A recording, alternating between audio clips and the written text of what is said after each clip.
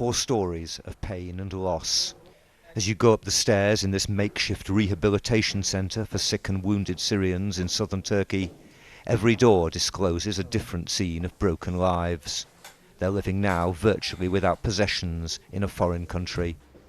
In London, Geneva and Istanbul, foreign statesmen and exiled Syrian politicians are arguing about how to end the war. But the rebellion started without them, and they won't decide when it ends. It's commanders in the field who will decide, commanders that politicians can't control, especially not Western politicians who refuse to arm them. Very pleased to meet you. Now, one of the top commanders is breaking free. Colonel Abdul-Jabber al-Okaidi has resigned as head of the Free Syrian Army in Aleppo and told Newsnight the West has betrayed his forces by doing a deal with President Assad to get rid of chemical weapons. عندما يقول السيد باراك أوباما بأن الكيماوي خط أحمر. When Mr. Obama says chemical weapons are a red line, that gives Assad a green light to use conventional weapons. Ballistic missiles, Scud missiles, fighter planes like MiGs and Sukhois, helicopters, rocket launchers and tanks. All these can be used by this regime to kill the Syrian people. So the Western stance has been very negative towards the Syrian revolution.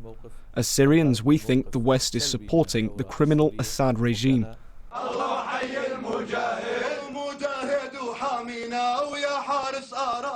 Colonel Abdul-Jabber is a man of the people.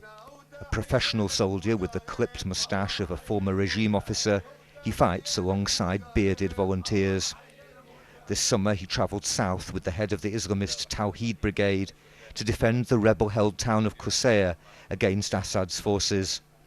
But Qusayr was eventually lost because the rebels weren't united and the regime, backed by Hezbollah fighters from Lebanon, was far better armed. Of course, in terms of weapons and ammunition, we have not received anything at all.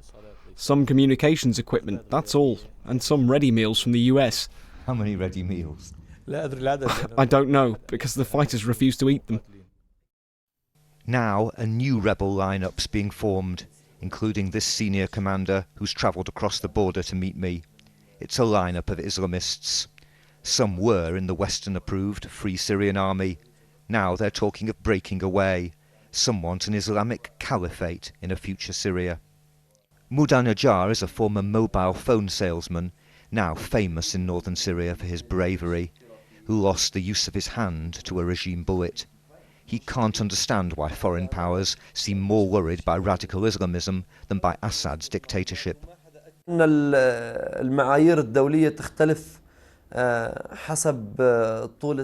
the world have double standards? Are they only interested in the length of somebody's beard? That's all the world sees, not the amount of blood that was spilt.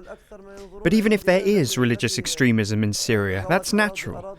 We asked the world to help get rid of Assad, but no one listened. So we rely on God alone. Would you be happy to fight with the extremists, with ISIS, if they were happy to fight with you? No. Yes, I'm ready to fight side by side with them to bring this regime down.